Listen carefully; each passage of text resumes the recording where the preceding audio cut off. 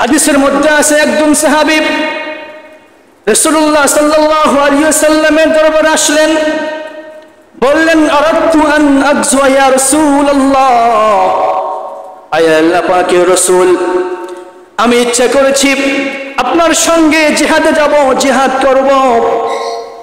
অজিতু আস্তাশিরুকা ইয়া রাসূলুল্লাহ, আয় আল্লাহ পাকের রাসূল, আমি আপনার কাছে আসছি পরামর্শ করার জন্য, জিহাদে যাব কি যাব না। রাসূলুল্লাহ সাল্লাল্লাহু আলাইহি ওয়াসাল্লাম বলেন ফাকালা হাল লাদাইকা উম্মুন, ও আমার সাহাবী, তোমার মা কি এখনো বেঁচে আছে নাকি?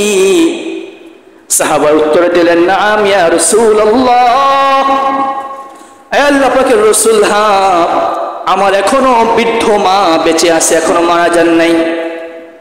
রাসূলুল্লাহ সাল্লাল্লাহু আলাইহি ওয়াসাল্লাম বলেন ফালজামহা, ও আমার সাহাবী শোনো, যাও আমার সঙ্গে জিহাদ করার প্রয়োজন নাই, যাও বাড়িতে যাও, তোমার মায়ের খেদমত করো।